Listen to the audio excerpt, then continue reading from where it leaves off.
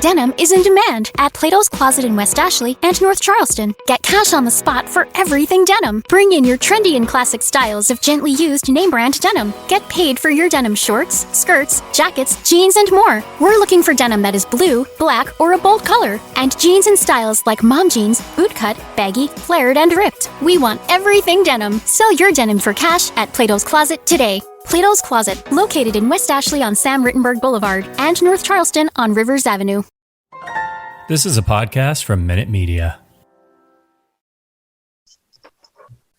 Hashtag no music, no intro. If y'all would have heard what me and Ryan were talking about, it would have been the social worker Twitter podcast that we just heard.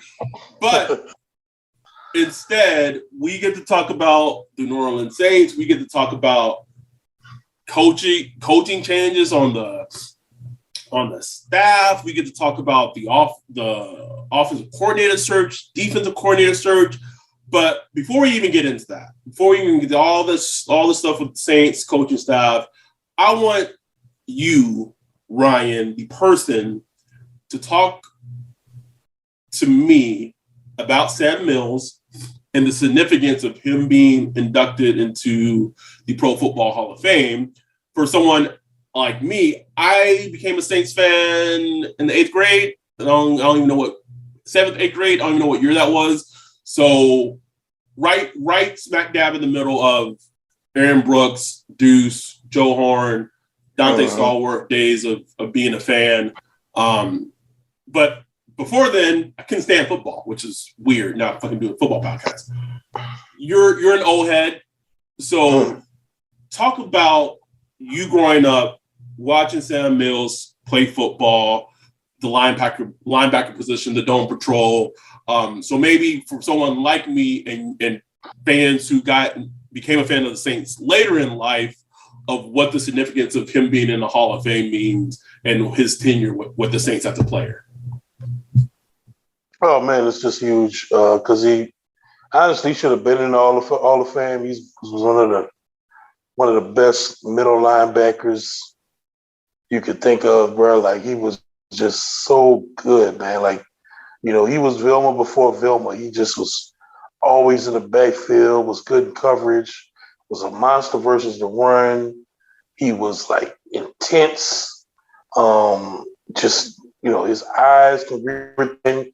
And look, when I was watching him, I mean, I was a kid, man. Didn't know nothing about football. I tweeted earlier, I thought he was a running back.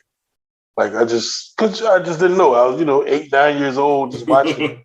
And he was the guy, like, but always in the backfield, and then everybody in the room would celebrate. So I thought, like, he had the ball for some reason. Like, I thought he was the offense. You know what I'm saying? Like, just as a kid, it's just you try to make sense of what you're seeing because you're a kid, But, then I got older and I started to realize, this is he is the quarterback of the defense. I remember my older sister telling me, he's the quarterback of the defense. I was like, you know what I'm saying? Like, okay. Defense have a quarterback? Like, okay, all right. Then, start to come together for me now. And you just start to see how he just controlled everything, and he eventually went to Carolina Panthers and became like, one of their greatest players of all time there also. So he's just great, man. He was just, the best, one of the best linebacking cores in NFL history, bar none. And he was the leader of that linebacking core. He was small, man. He was like 5'11", barely 6 foot. But man, he just played with so much energy and just passion. You just loved him, man. You just loved him to death. I mean, I've seen clips of the Dome Patrol and Sam Mills, but obviously it doesn't compare to like watching a player who is at the peak of their position, right, in their prime. So it is good to see that he's going in the Pro Football Hall of Fame. Speaking of like the Hall of Fame class in general, any surprises? I haven't really paid attention to who like. Okay, just my cat's gonna jump on the table right now. Okay, cool. I haven't paid attention to like the people who were nominated and candidates and things like that. But what are your thoughts on the Hall of Fame class? I don't know, man. Let me look it up right quick. I wasn't even paying attention to who made it. Meet the newest members. Who stands out to me? LeRoy Butler made it. That's interesting. Yeah, I thought the same. Yeah, I thought that was pretty interesting. Sam Mills, Richard Seymour. Wow, and he was great. He was great, man. But it's still kind of surprising because he was great with the Patriots, and he had like a decent year with Oakland, and it just kind of faded away.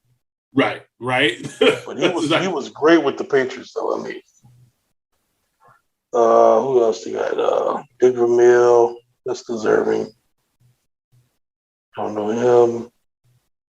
Yeah, I mean, nobody really stands out to me, but other than Sam Mills, good to get another Saint in there because that's probably the last Saint we'll get in there until, Drew Brees, honestly. Right? Yeah. In the next 5 years, Drew Brees will be getting that coat, that gold jacket. First ballot, baby. First ballot, baby. And, might get a couple other Saints in there. Who knows? Maybe Cam Jordan. Jari Evans is kind of a dark horse. Wouldn't be first ballot. It'll be like, maybe down the line. It's still it's a dark horse. You've had a lot of good guards in the league. Yeah, that one's super dark horses to me. Cam Jordan, if he could get another nice season or two in, I think he can get in there. That'd be nice. You know who probably would have been a Hall of Famer if this shit just didn't go to I already know what you're about to say. Do you? Yeah. Tell me, who I was gonna say? I'm about to say Jimmy Graham. Oh, I wasn't gonna say Jimmy Graham. I was actually gonna say Carl Nicks. Oh, no question. Carl question, Nicks. Bro. No question, man. Like, that dude was so good, man. If he had another 5 years, he'd have been in the Hall of Fame. Yep. That's simple. That's simple. And it just went south. Like, that was a crazy career trajectory. Because he had, like 3 great seasons. Mickey Loomis, they dropped the ball. Dropped it, bro. Dropped it. He wanted to be with the Saints, man. He wanted to come back with the Saints. But they were like, and let him go. Went to the Tampa Bay Bucks, ain't do much. Sound like a huge contract. Got staph infection. Was all fucked up, and that was when their whole team was like being plagued with staph infections. Yeah. And he got fucked up from it. I don't know what, how bad it was, but he got fucked up where he couldn't play in the league no more. Couldn't play football. How wild is that, bro? Like, how? Just wild. Absolutely wild. It sucks because maybe because I was at that Niners Saints game in the playoffs, and I just saw Carl Nicks going against Justin Smith in the trenches, bro. Like that. And I was younger and I had football knowledge, but not like I do now. But even then, it was like these are just behemoths going at it. Like it was just different, man. Just completely. It just sucks. It sucks that happened with Carl Nicks. But let's talk about the Saints. I want to preface it by saying when Ryan and I record this podcast, we don't know everything in regards to the Saints. We're just fans, people that have opinions. It's interesting to me that people now on Twitter, sometimes in the DMs or whatever, like they'll hit us up either in mentions and just asking us like our opinion about things. And all we can do is just give our opinions of how we see things as Saints fans. That's it. That said, it was so apropos that we recorded that episode talking about offensive coordinators. I pull up a list, bro. Like this is how predictable this team is. I went to Google, typed available offensive coordinators in Google, found a list, went through it. As soon as I saw Doug Marrone's name, I was like, they bringing Doug back, bro. Like I thought it was gonna be OC, and as it's been reported by Nick Underhill, it's not OC. He's gonna have some type of position in regards to like the offensive line, whatever. Cool. But I saw his name and I just knew it, bro. Because like this, and I think, and I go back to this, when the Saints front office chose to go with DA, this to a degree, and we don't know, right? Doug Marrone could have a completely good impact on the offensive line and be really good for the Saints. We don't know, right? But just that need to just go back to the past. Yeah. And go back to what you know. What you know. And what your comfort zone is. It's exactly what it is. And you can make the argument for either way. You know, you can make the argument for, hey, let's go fresh and new, bring some new blood. And you can make the argument for, look, we got to be able to get along with each other. We have to be on the same, we have to have that synergy and work well together. You know, why not go with guys we've coached with in the past? You know, I get it. Like, I completely understand it. It's you know, it happens not just in football, but in pretty much every nook and cranny of, you know, human society we know. But to me, it's just as, we call it safe, but it's just as risky as going the other way to me. Like both are risky, in my opinion. You know. In what sense? Meaning, like you going back to 2006, 7, and 8 when you had Doug Marrone, when, you know, that coaching staff was just slapped together of just basically guys that had nowhere else to go. Nobody else wanted them, and they come to New Orleans because they had nowhere else to go. You know, it wasn't a hot destination. You know, so are you reaching out and getting the most talented staff? Like, that's the question. Am I going out and get the best I could possibly get, or am I settling for familiarity? You know what I'm saying? And that's the question I have. Are you settling? Are you doing the best you can? Are you building the best coaching staff? You know? And you said that so eloquently. And let's be honest, right? We're not gonna know. We're not gonna know, like, no idea until the season starts, until we start seeing results. They also brought back Johnny Mortensen. Johnny Morton, who served as a wide receivers coach for the Saints. The year is escaping me, but he was only with the Saints for a year. 15 and 16. Yeah, and then he like left and became the offensive coordinator for the Jets, which is like a huge myriadic rise. So they bring back a good season that year too. I think that was the Ty Bowles, Ryan Fitzpatrick season, and it was a decent offense. Decent. You know, so bring back Doug Marrone, bring back Johnny Morton. They let go of Curtis Johnson, bro. He's not retained. That was surprising to me, you know. Saw him at the Senior Bowl, rocking the Saints gear. I thought he was, you know, still part of the team, man. I don't know. I tweeted it, bro. Like, I don't fuck Brian Flores, bro. Curtis Johnson got a case.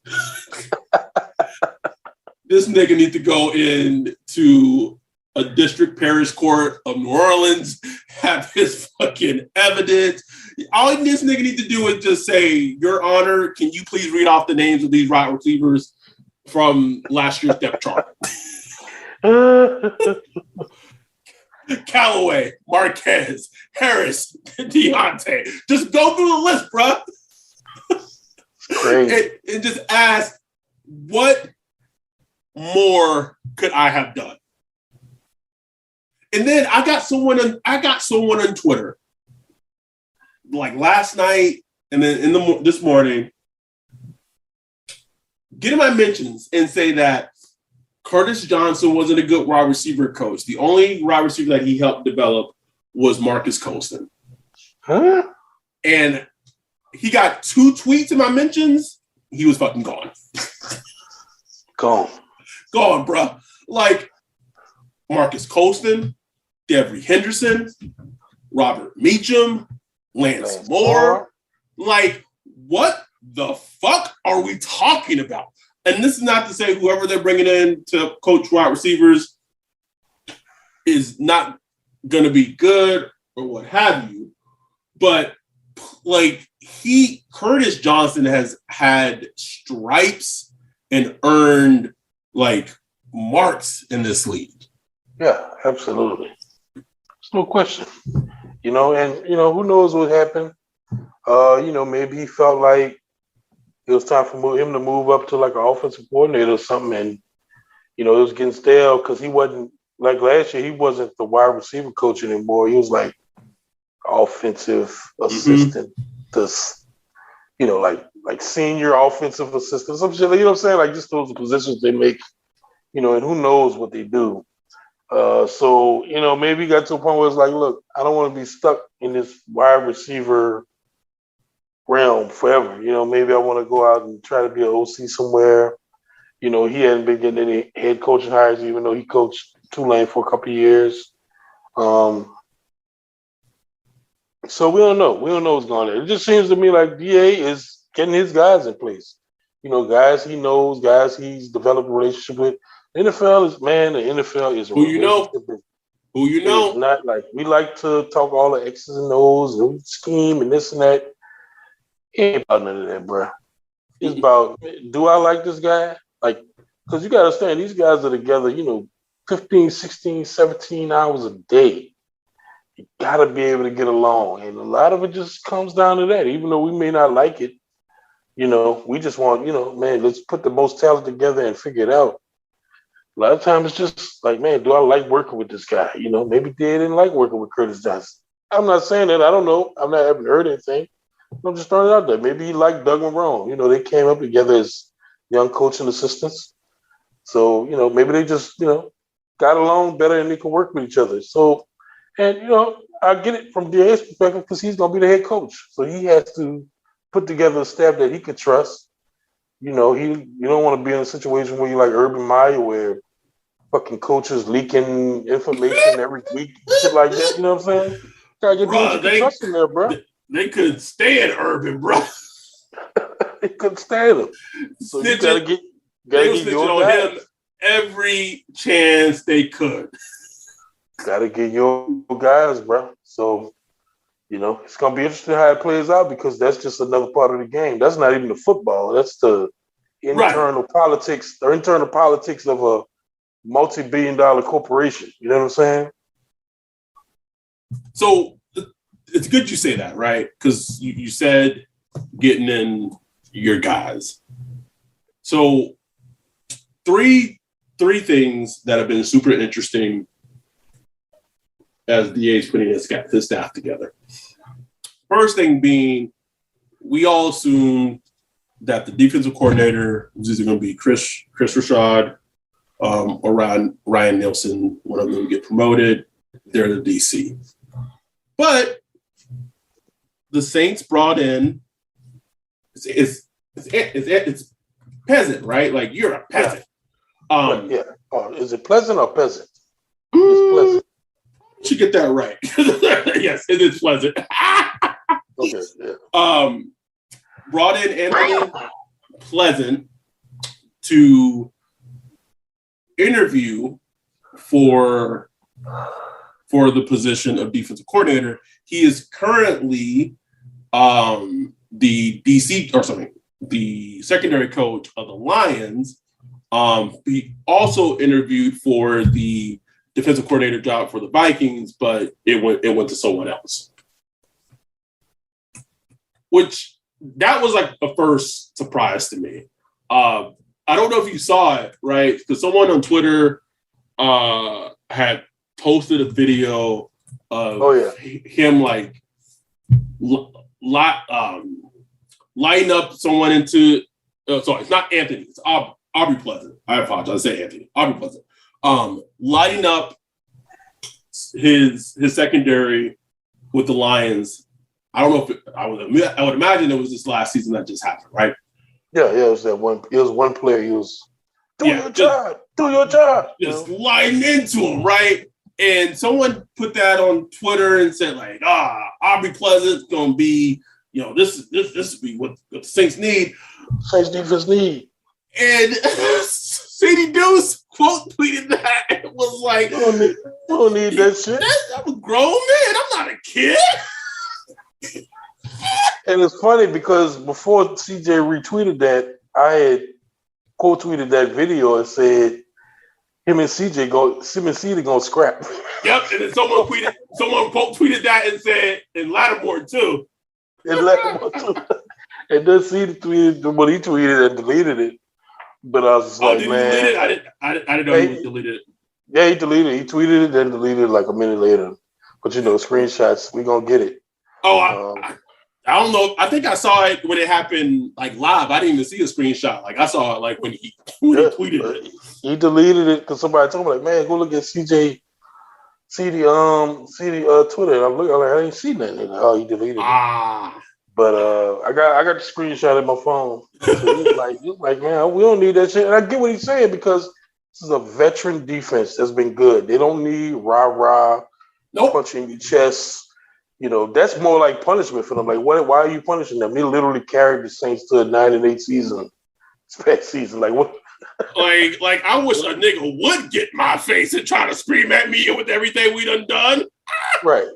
But at the same time, look, you got to provide context. Like, the player he was talking to, like, came out, like, during last season saying, like, he liked that shit. Like, he's the type of player. Coach me hard. Coach me hard, you know what I'm saying? And the great coaches know how to be, how to change up for different players and be dynamic. Yes. Some players do need that. Some players you got to grab them by the fucking, the collar. Some players you be like, hey, bro, this, I need you to do this and that. Next time, if this happens, don't do this. Boom, get it. Boom. Everybody's different. So, I don't know this Pleasant guy enough to know, if he's like that or not.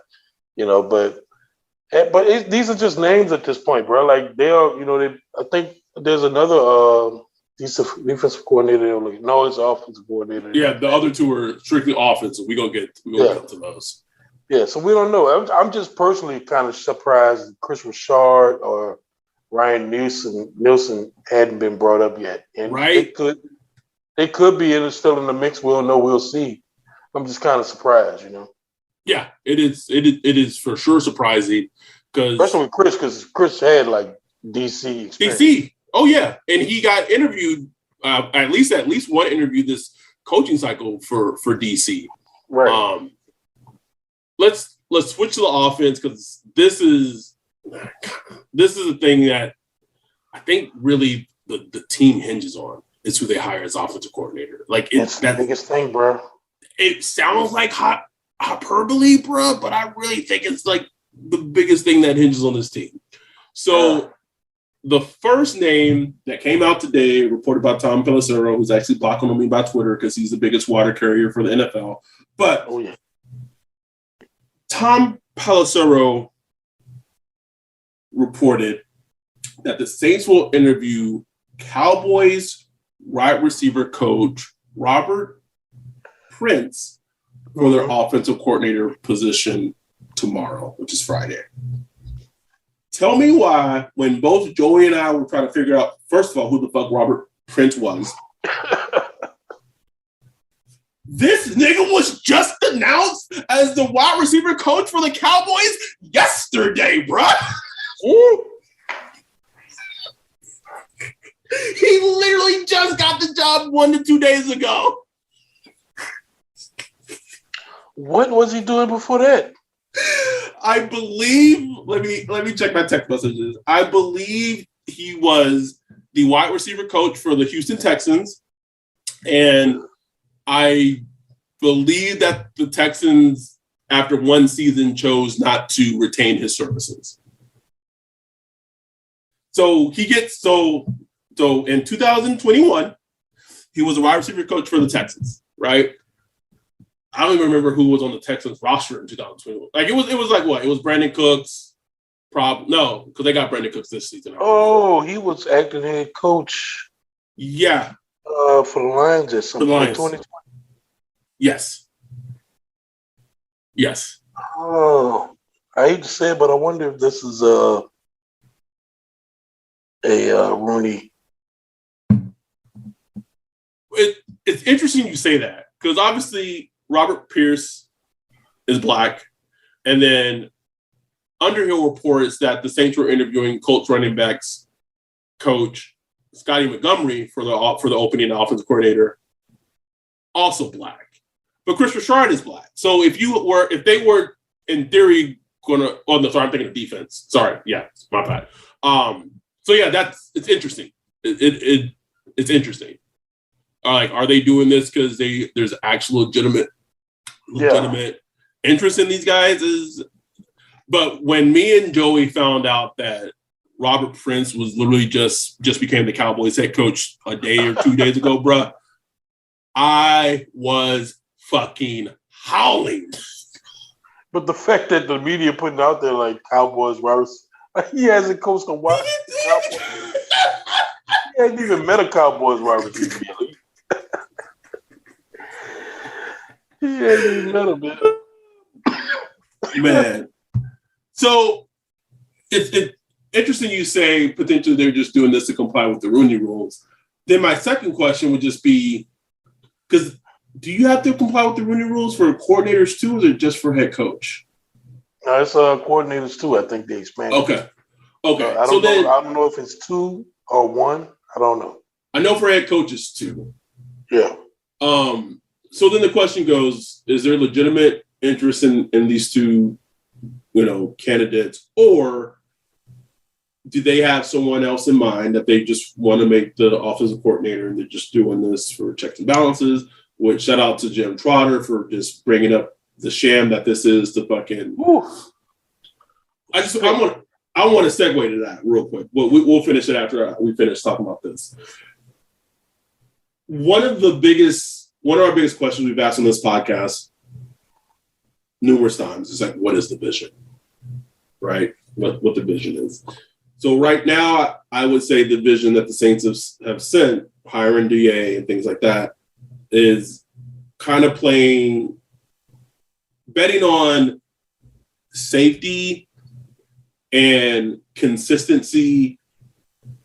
What Sean built will be enough for them to be a successful team, right? Yeah. That's what they're betting on when DA became head coach. It could be wrong, it could be right. We'll find out soon enough. But the biggest thing right now for this team in totality is offense. Mm-hmm. We've been through the list already. You got to figure out quarterback. You're going to need enough. You're like, before the AK shit, like, yeah, we need to get a running back too, compliment him. Bro, we need like a running back that probably may need to play the whole fucking season, bro. Yeah, we need an RB1. One. You got to get 1 to 2 wide receivers that are starting caliber wide receivers, whether that's a free agent and a veteran, a free agent and a draft pick, 2 draft picks. We need some juice on offense. We need a tight end. We need a right guard. I'm in the minority in saying, like, I think if you go with the season, if you got Ram and James Hurst, I think you're fine. I don't think you need to. But there's plenty of needs on offense. That said, with all those needs on offense, you got to get this offensive coordinator fucking hire right, bro. It is crucial. So crucial. And I don't, I mean, you just don't, you can't really know the vision until it happens. I don't see Robert Prince, like, what is, just like, what is he bringing? I know he was he spent time being he was the offensive coordinator for Boise State for let's pull up the years. I had it. So Robert Prince, I'm not even calling him the Cowboys wide receiver coach because that's a fucking lie. He was the Boise State offensive coordinator from 2012 to 2013, wherever the fuck that means. I don't know. Am I gonna go pull up Boise State footage? And no, I'm not gonna do. No, I'm not going to. But like, it's just like this uncertainty of we don't know what these candidates would bring to the table as offensive coordinator, so it's really hard for us to judge it. Did we find out, is Eric Bieniemy still a free agent, or did he return back to Kansas City? And I just maybe missed that. I don't know. I think his contract expires after the Super Bowl. Is that how that works? I think. I don't hold me to it. But that could be the case because that's the end of the league year, you know. That makes sense. So I think that could be a potential move that's in the waiting. That'll be very interesting. Yeah, because I think he still doesn't. And you could be right. You could 100% be right, and it just all being tied to his contract expires if it is at the end of the season, being the Super Bowl. Let's segue into. I brought it up a little bit, talking about Jim Trotter. Was it yesterday? I don't know. Yesterday, day before yesterday. All my days are blending in at this point. He was at like the presser, what have you, for where you get to ask the commissioner a question, and he's an NFL employee, bro, like NFL media employee. Yeah. He asked the question bringing up lack of diversity in front offices, lack of diversity in head coaching across the board. He pulled out his notepad. He had a list of team ownership. He had a list of teams ready, list of teams that have never had a black head coach, and just woo, bro. I was, as a black man who obviously is heavily invested into the NFL for a sickening number of reasons, that was one of the proudest moments that I can remember like watching in a long time. Uh-uh. It was beautiful, man. It was beautiful because you could tell, you could tell he had some type of emotion saying it, you know what I'm saying? Because it does reach a core, you know what I'm saying? It does reach a chord, but he got it all out there, not just talking about the coaching and the ownership and all that and the executives, but even NFL media, where he works. There's no, all the big decision makers are white, mostly white men, and it's like, damn, like, and then you look at the league, the actual players, and it's like, oh, no, okay. It's like, can we get some different outlooks in there? You know what I'm saying? Like I tweeted, like Patrick Claiborne, man, like that dude so fucking talented, man. Like just insanely talented. Creative, funny, smart. I just look at it, just the shit he does on Twitter, like just out the blue. I'm like this dude should like be running.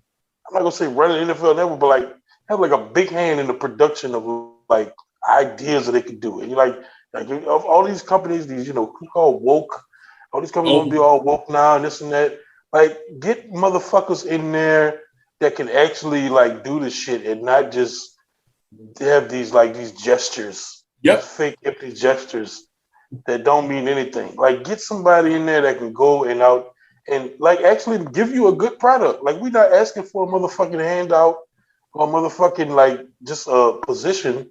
Like we want to deliver like a actually good product that all people can enjoy, not just black people, white people, or Hispanic, whatever. but everybody.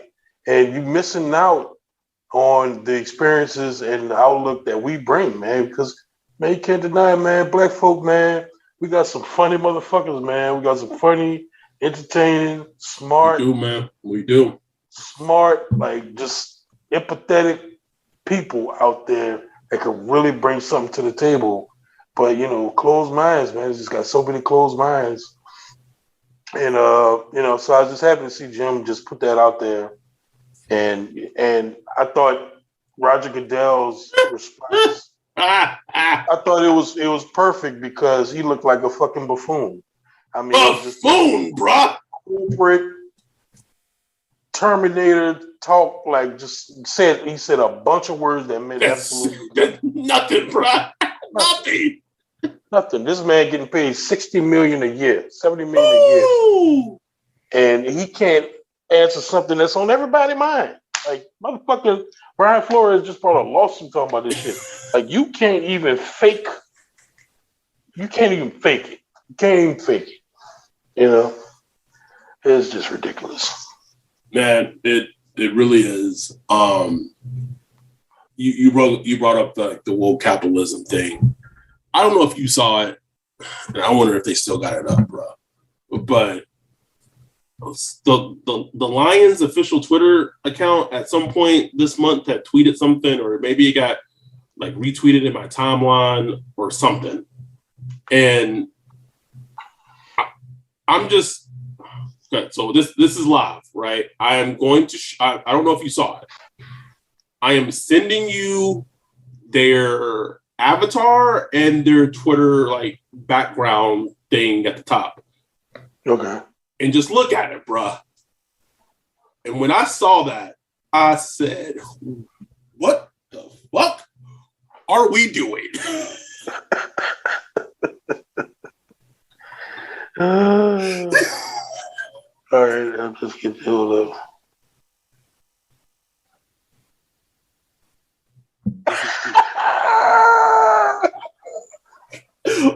I wanted the live time reaction, bro. The fucking Rastafari now, bro. Oh my god, man! Someone in the Lions social media team thought that was necessary. Thought that, you know what, guys? It's February. It's Black History Month. What's something we could do? Say that we support the Negroes. And they were like, oh, how about we put like the African flag behind the lion? Roar.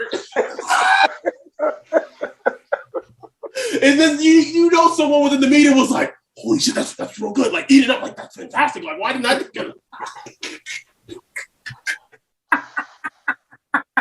It's hilarious, bro. It's hilarious, man. Hilarious, man. I added them on Twitter and I said, Lions, what the fuck are y'all doing? Didn't get a response. I need an answer, bro. I need an answer. Like what the fuck is this shit? You don't need to do all that, man. You don't need to do all that. It's ridiculous. So I wanted to do this. I wanted to do this exercise with you on this episode.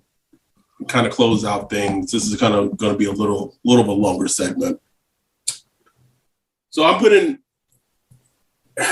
free agency is about a month away, give or take. Probably better to do this segment a couple of weeks from now, but I just want to do it now. It's fresh. I know you're probably going to miss some people and not name everyone you want to name. But I'm putting Ryan in charge of the Saints. Either you're the GM or you have personnel decision-making capabilities.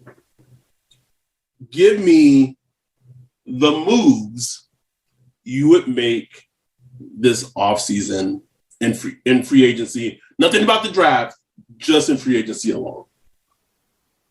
God damn, man. I ain't studying free agency like that.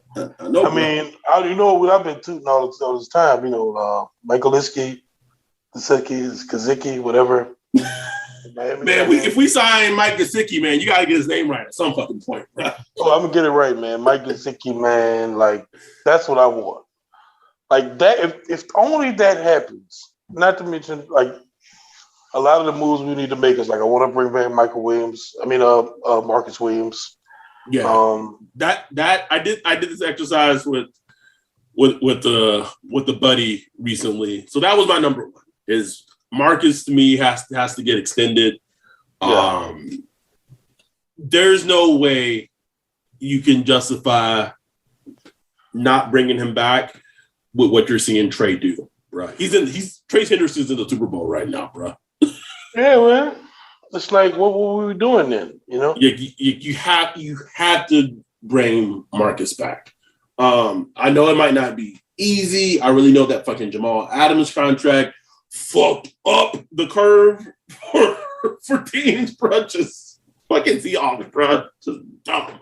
But you gotta bring Marcus back.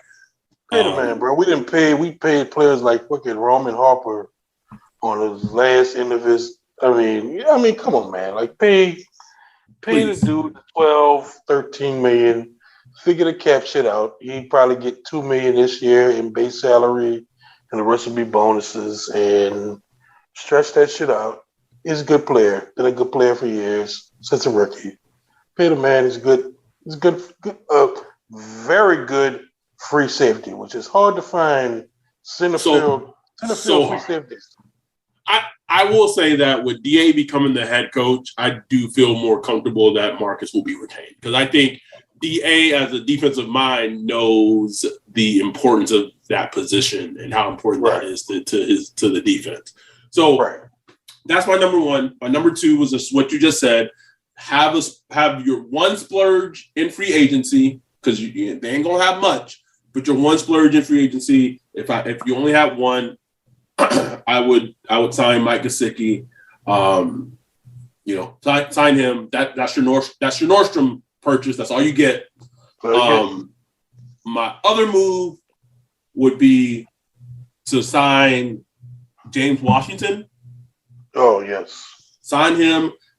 I think you could get James Washington for like 3 years, $9 million. Not even. Like he is just everything that the offense needs in terms of need, positional. He's not gonna be expensive. Like, go get him. Like, where's Kai? Can someone tell Kai, go get this man, right? Who else? So James Washington was my next move. I would, again, this is me as GM. I don't know about you or me personnel, but I would cut Ruiz outright, bro. Cut him, get him out. I would move over Throckmorton to right guard. Jacksonville Jaguars. People hate how that's pronounced. The Jags have like a sneaky number of decent NFL quality, like not great, not bad, just a decent, okay starter, interior offensive linemen that are free agents this offseason. If you follow John Shipley, and that's our dude, he's been tweeting about it quite a bit of like who, they got AJ Cann, they got Tyler Shatley, they got some players where like we just need a Senio Clemente, bro. It's like just someone that can just be okay. So I think if you could sign someone like that, bring him in, have him and Throckmorton compete, you figure out right guard, right? There you go. Another move I would do, and I don't know at this point where you are financially, I would try to go out and sign Deontay Foreman of the Titans. He looked really good when Derrick Henry went down. He was awesome. Good, bro. Good. And that year and a half of him like not playing football, he tore his Achilles and took him a while to get back, but like you could show like he has explosive, like he looked good. I think signing him, I mean, he would be the perfect complement to AK, but like not even thinking of it from like a AK level. I think that's just a good, good as running back, like period. Period. Yeah, like if you get him on a good deal, man, I'd make that move in a heartbeat. Period. I think, and then everyone's like, "You didn't solve the quarterback question." If I was running the Saints, this is what I do. Me and you've talked about this, and maybe Doug Marrone on the team now. He might be like, "Hey, Dennis, blah blah." I'm calling up Philly. I'm saying I got a 5th, and I got this first rounder at guard and center. This is before we cut Ruiz, right? Yeah. It's like, hey, I got a 5th in this offensive lineman. I'll send it to you for Gardner Minshew. Like, yeah, man, I send him a little DVD with the cut up of Green Bay versus New Orleans with Ruiz playing center, and he does a fine job. I say, man, this is a former first round pick. This dude was a stud at center. We don't have room for it because we're gonna extend. We got Eric McCoy in the building. We're going to do something else at guard. But this dude will play center for you for 10 years, man. Just take him. Just take him with a 5th round pick and send us Minshew. I mean, and then you'd be like, Jason Kelce, like, is he coming back? He's getting a little older. We got a first round center for you right here. You just, you guys are sold on Jalen Hurts. Like, we can take Minshew off you. And the reason I would do that is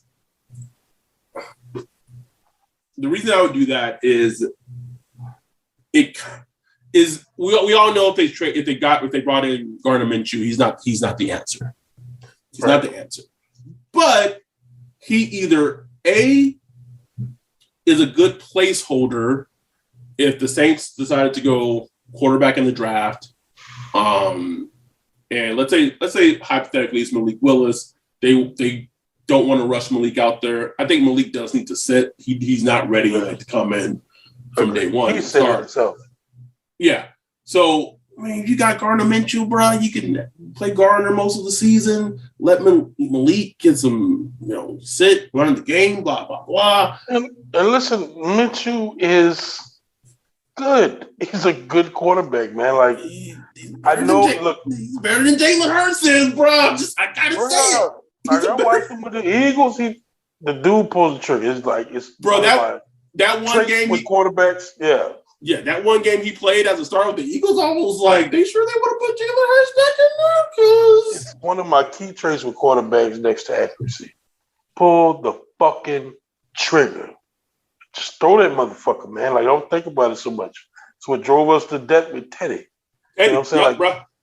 Throw it.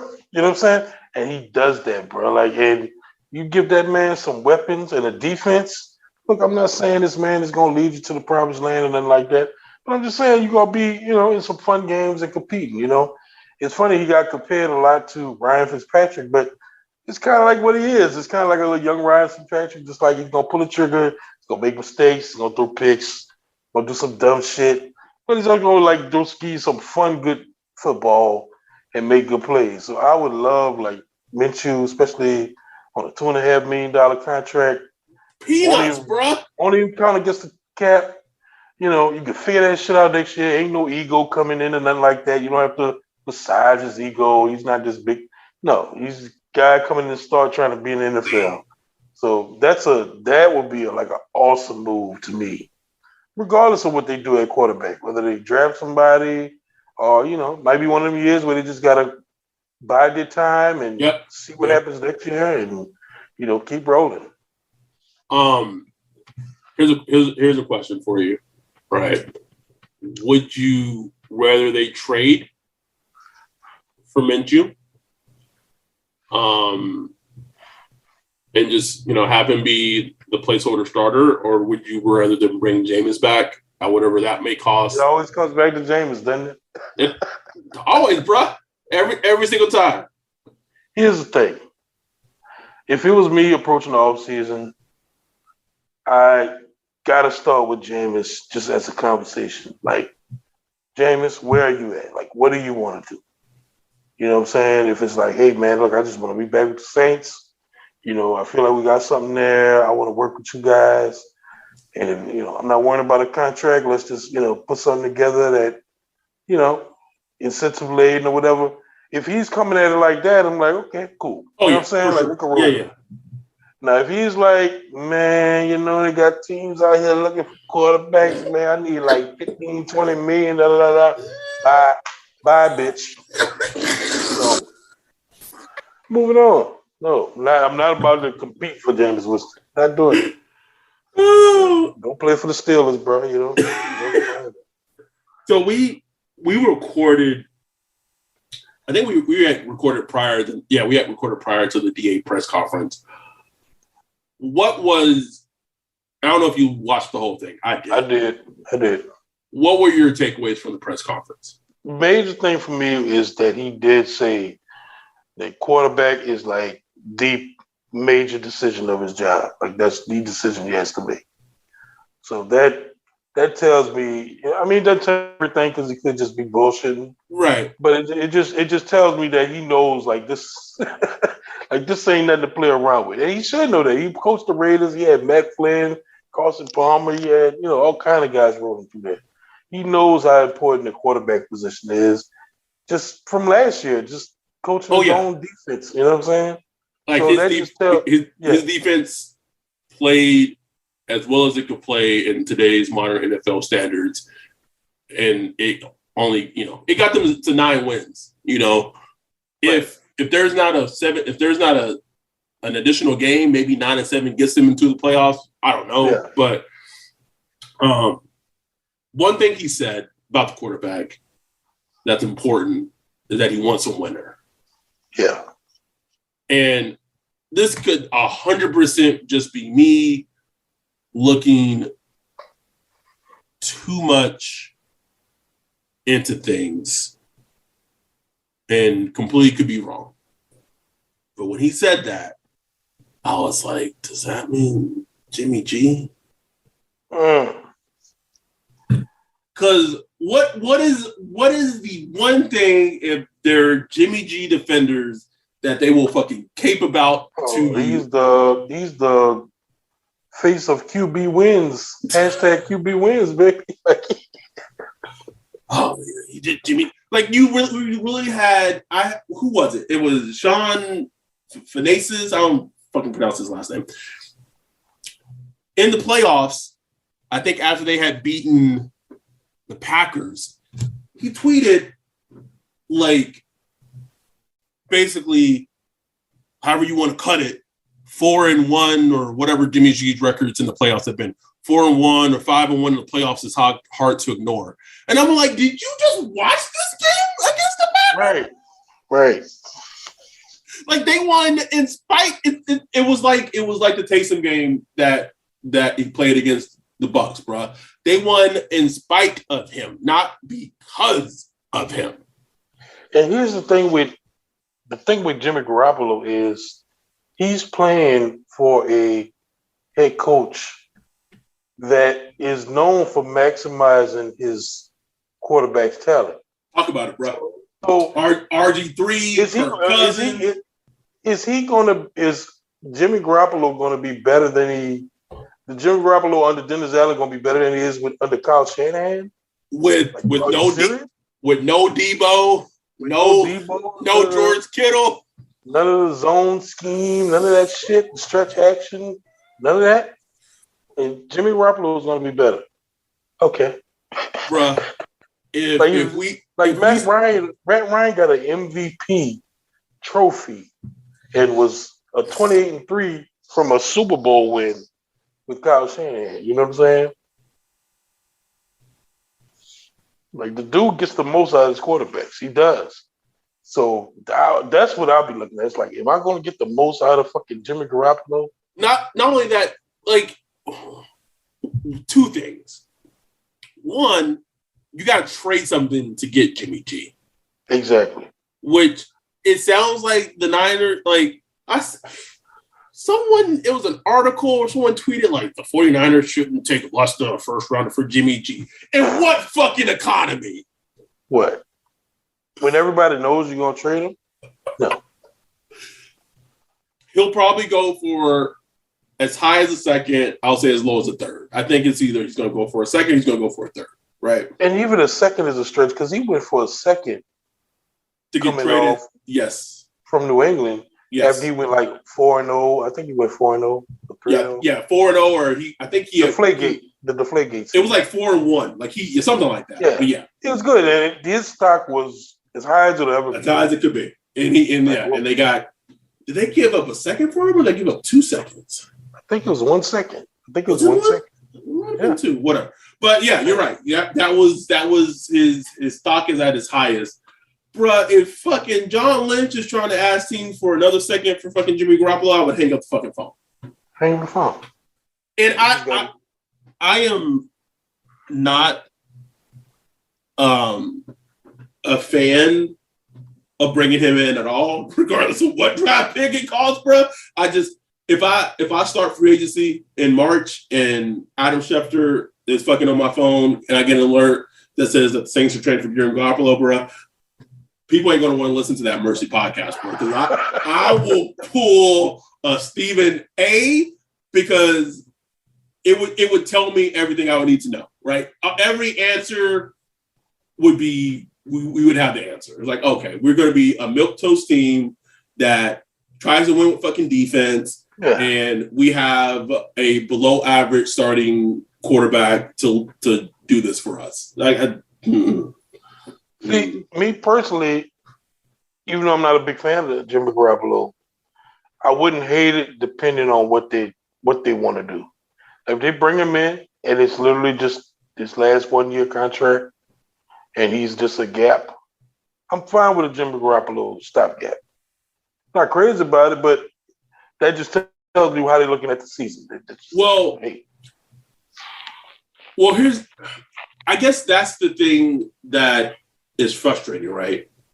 Because I'm tired of the Saints as an organization, and Sean Payton was like the king of this. I'm tired of them looking at seasons individually. Yeah. Okay. This is you gotta look at the fucking big picture, right?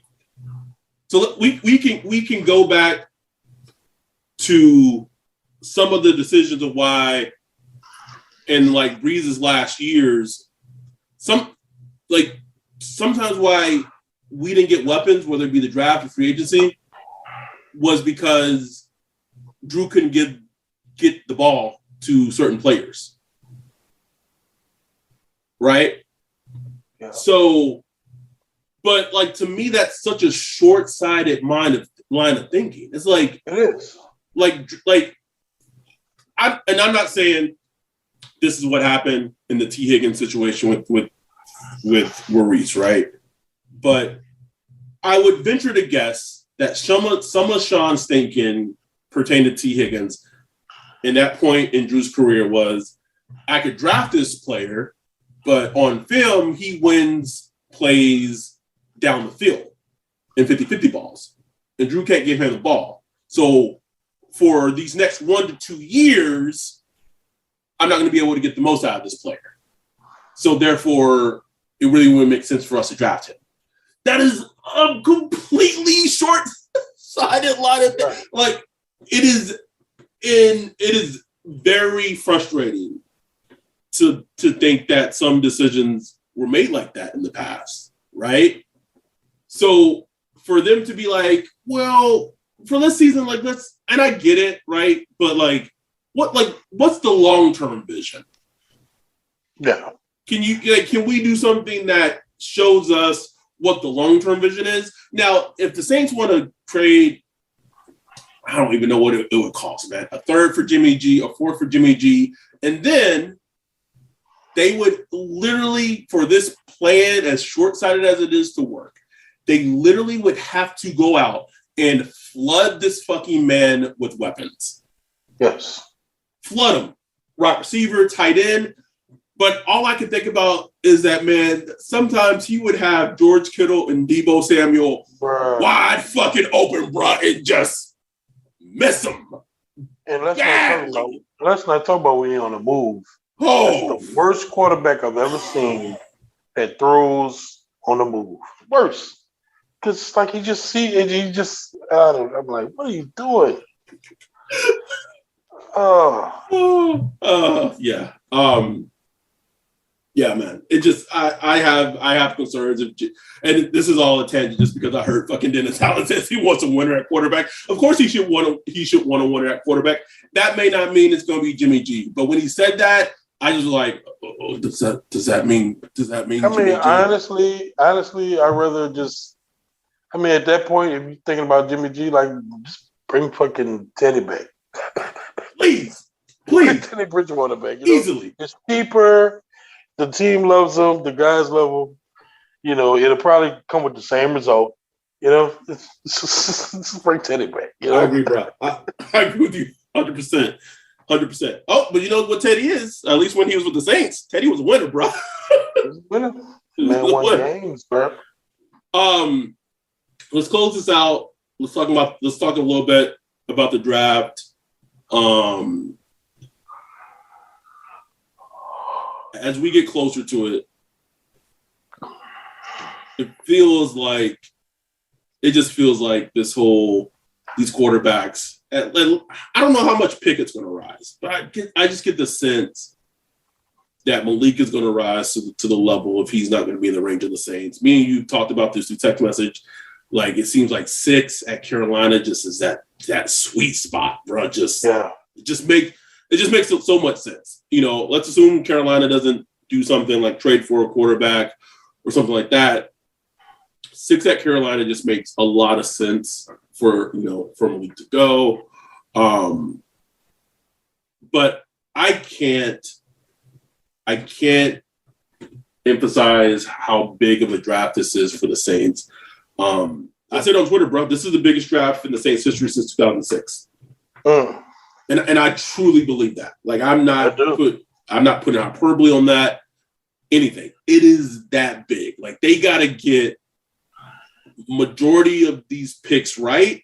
And if they're gonna trade a first rounder for, I don't know if they're gonna move up, like it has to work out, because what we're seeing is a lot of negligence in terms of Sean Payton didn't really address the offense, kind of like, all right, dipped out, cool, see you guys later, deuces, see you guys on the neutral ground, whatever the fuck that means. Don't want to fix this shit, I'm out, deuces. And I keep going back to that 2020 draft class, bro. Like, it's not the sole reason of why things are where they are, but it's a big reason of why that draft class is 4 young players that were drafted that do not contribute to the team. Awful.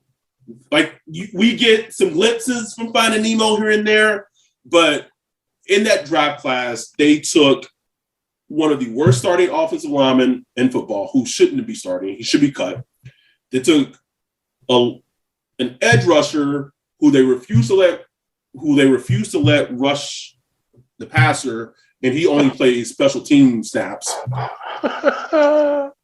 They traded like all their picks for a tight end who like looked decent at Dayton. Like he looked like he'd be okay, right? Had a pretty decent rookie season. I was very impressed with him as a blocker as a rookie, and I said, okay, cool. I kind of had my reservations about him as a pass catcher as a rookie because I just didn't see what everyone else was seeing. Yeah. But like as a blocker, I was like, shit, man, if he can block like this the rest of his career, like he's gonna be a Saint for fucking 10 years just because Sean loves that shit, right? And then has just a regression in year 2. Just not blocked, can't block, penalties, dropping balls, fumbling balls, just awful. And then they had all of that was with Sean Payton. Whoo, bro. So say what you want, but whoever we bring in is going to be a downgrade. You know, man, you don't got trust in Robert Prince. So Robert Prince is going to get the most out of Adam Trammell. Scotty McGrummy, baby.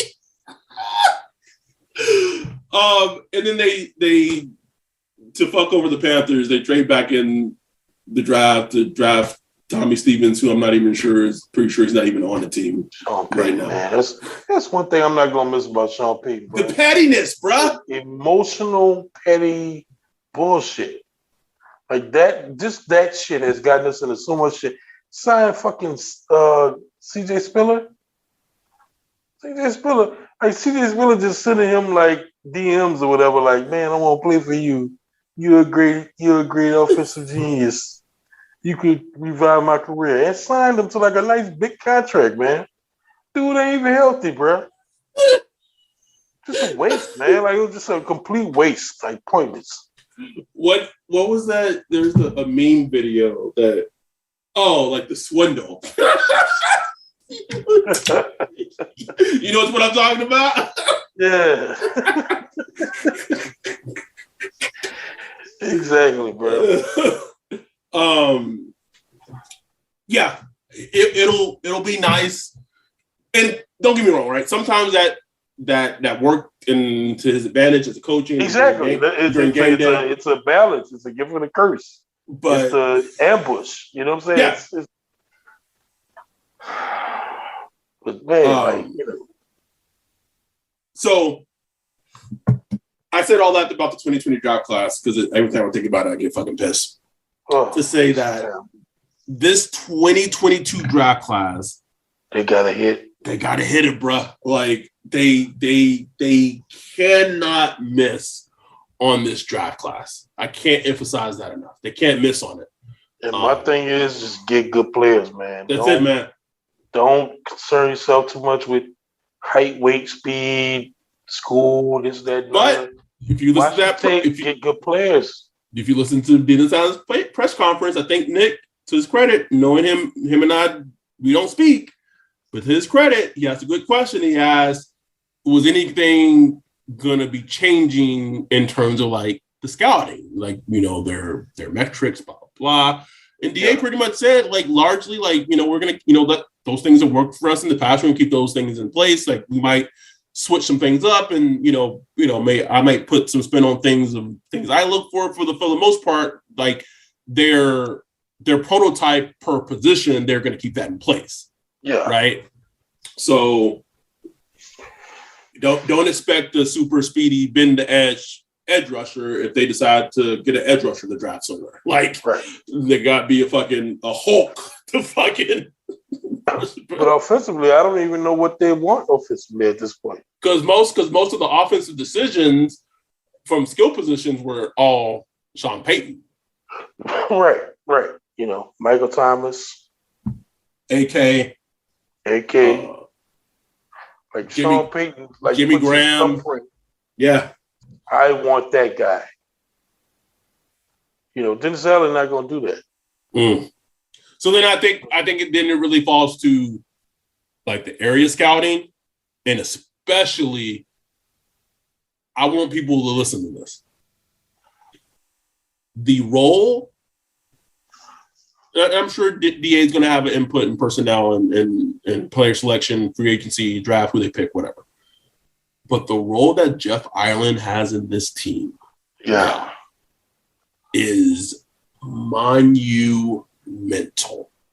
I need to go back and look at his offensive drafts because I focused on his defense. Not so good, bro. I already did it with the buddy, man. It ain't so good with his tenure with the Dolphins. I think the best player he drafted with the Dolphins was it Rashad Matthews, the wide receiver? I believe. But I would have to go through the list again. Not a lot to write home about.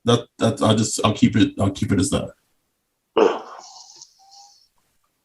So, that was years ago. I think we could probably, safely say that Jeff Ireland seems to have improved as just a talent evaluator in general. This man built the Cincinnati Bengals. Man, it's cold, bro. He fucking really has, bro. Really has built them. But it'll be interesting. one last thing I'll say on this draft, and then we'll wrap it up and get out of here. We're gonna get Tony Pauline on the podcast probably next month as the draft gets closer, after combine, after free agency, things like that. But he did like this radio spot with this station in Ohio. So they talked Browns, they talked Steelers, things like that. And he said for the Browns, he wouldn't be surprised if they looked to go wide receiver at 13.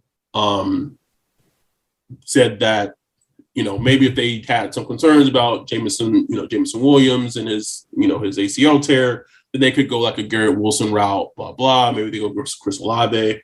But then the guys were asking him about Malik Willis and the quarterbacks. So this is all early, right?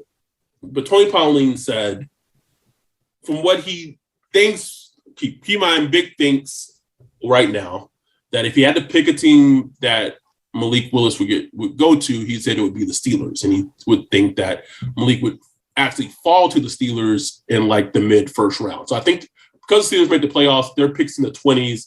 So I don't know if that would indicate that they would trade up to draft him. But also said that the two teams that fit Malik Willis and that he knows has interest in Malik are the Steelers and the Saints. Whatever that means, right?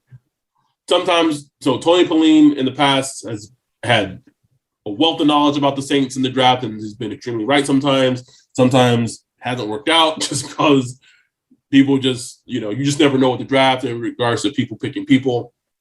But I heard that, because he was going heavy on the Steelers for a while, and then he just kind of, just out of nowhere just brought up the Saints as a team that, is interested as well in the league and whatever. And I was like, all right. We do know that they met, we know that the Saints talked to him, met with Malik. We asked him that at the Senior Bowl. And we'll, and they'll have a chance to talk to him again at the Combine, and it'll be interesting to see if they bring him in for a workout. But we got a lot of things to finish, a lot of things to happen before any of that begins. But thank everyone for tuning in. I think this is our third podcast episode we've done this week. Whew. Coming a full-time job out here, bro. I want to give a shout out to Ross Jackson. This man for Locked On Saints has been on Radio Row at the Super Bowl in LA. Like, that's cool as shit. Like, just much love to Ross. Love seeing him just thrive. Just love it, man. I truly do. So shout out to our guy Ross Jackson. We're gonna get out of here. I would assume and guess that hopefully the DC and OC will be announced within the next week or so. When that happens, we'll recap it. But I'm gonna be honest, if they hire someone that we don't know experience with, man, I ain't gonna have shit to talk about. Like, I'm like, I don't know what the fuck his scheme is. I don't know what the fuck they run. Like, fuck I know, bro. But wanted fresh blood, baby. I mean, is it fresh if you coach like? I won't get Robert Brisbane coached since like the 80s, bro. Like 30 years of coaching, bro. Like, I'm about to turn 34. I don't know you. Who are you, man? Man, all right, let's get out of here. We know they're gonna make us laugh again at some point within the next couple of days. Thank you guys for supporting us. We appreciate y'all. We're out. Peace. O'Reilly. You've got questions? O'Reilly Auto Parts has answers. Need a pro you can trust? We've got that too. No matter what you need, our professional parts people have the training and expertise to help you do things right. Deep automotive knowledge. Just one part that makes O'Reilly stand apart. The professional parts people. O'Reilly.